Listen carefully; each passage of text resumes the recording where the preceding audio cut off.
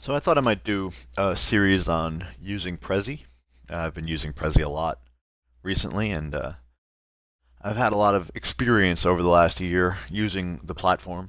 And in my experience, I've learned quite a bit. So to keep some folks from making the same kind of errors that I committed when I first started using it, I thought maybe a quick series on some of the larger points to keep in mind would be useful. I've been converting all of my AP Biology Prezis over to Prezi, and of course Prezi rolls out updates on a rolling basis, which always makes my later presentations a little bit more interesting.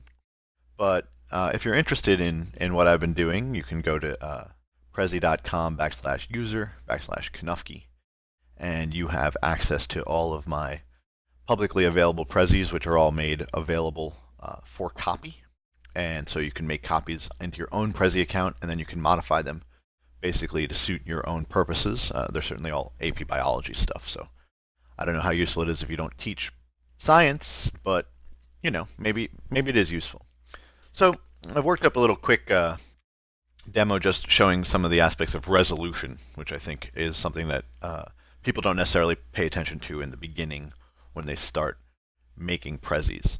So I just grabbed an image file. I went to Wikipedia and I just grabbed a neuron. So this is a neuron. Wikipedia has it as an SVG file, which is a great format but not necessarily useful. And I took the 200 pixel and I took the 1000 pixel, and it comes out as a PNG. And then I took the SVG itself. And the thing about using SVGs is that it doesn't work in Prezi directly. I wish Prezi would roll in that functionality, but they haven't yet. So you need to take the SVG file and turn it into a PDF. You can do that in a couple of different ways. My preferred way of doing that is using Inkscape, which is a free image processing program. And you just save it as a PDF, and then it's good to go. The other option that's available to you is to use something like Adobe Illustrator, which will do the same thing and probably will do it a little bit smoother, but will wind up costing you, several $100s for access to the program. So Inkscape is free. You'd be crazy not to use the free, or at least, you'd be crazy to buy Illustrator just to convert SVGs to PDFs.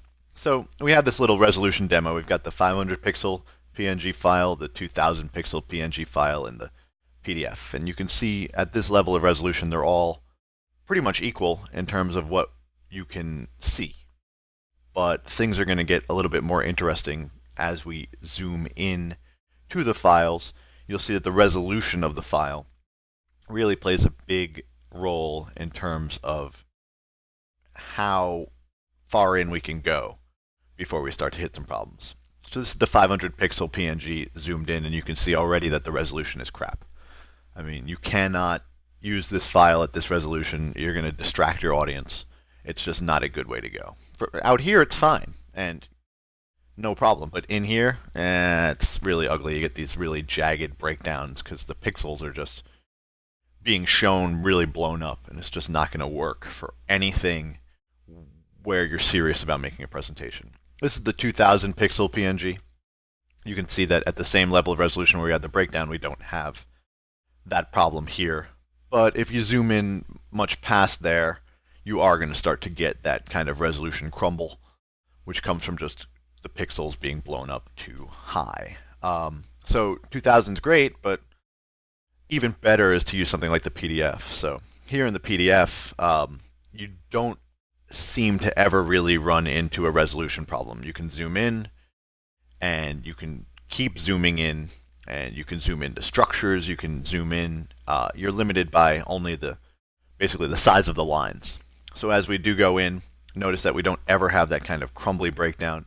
You do start to get to a point where the lines show their junction points, but you can zoom in on the individual lines. It's really a much better way of using images in Prezi, and Prezi doesn't really make that apparent in their documentation, so I figured this video would be a useful way of doing that. Yeah, so PDFs are pretty much always the best option to use if you can get your hands on them. A lot of times you're not going to be able to. So in those cases, the highest possible resolution of the graphic image file is better. But if you can, use a PDF because it's awesome.